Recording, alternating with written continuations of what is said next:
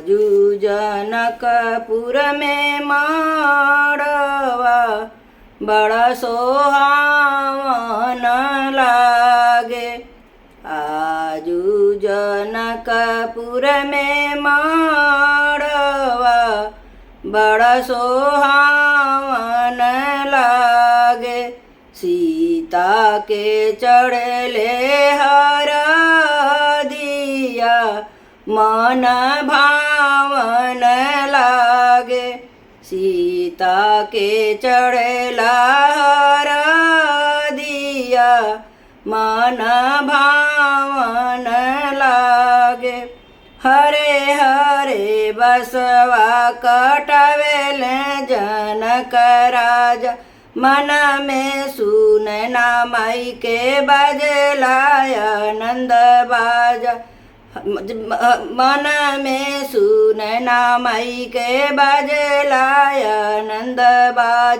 सोर भैला सगरी महलिया बड़े लोभावन लागे।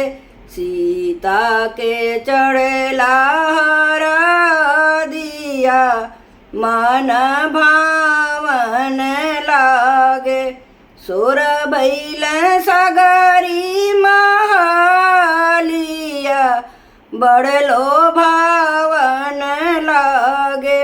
सीता के चढ़ला हरदिया मन भावन लागे।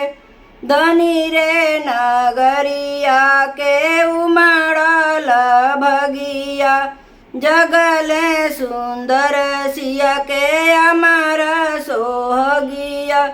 चौका पूरा वलयांगनवा बड़ा पावन लागे।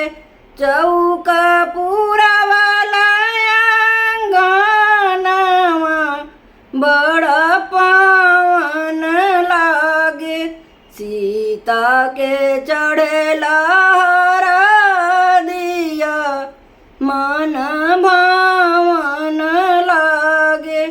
सीता के चढ़ला हरदिया मन भावन लागे। आँखी के पुतरिया जे भेजी है नगरिया धरती दल की जई है गिरी है बिजुरिया। आँखी के पुतरिया जे भेजी है नगरिया धरती दल की जई है गिरी है बिजुरिया। झरा झरा बरस नयनवा जैसे सावन भादो। झरा झरा बरस नयनवा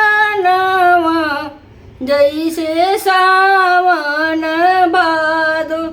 सीता के चढ़ला हरदिया मन भावन लागे। सीता के चढ़ला हरदिया मन भावन लागे।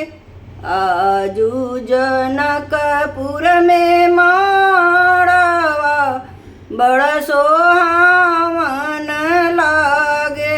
सीता के चढ़ला हरदिया मन भावन लागे। सीता के चढ़ला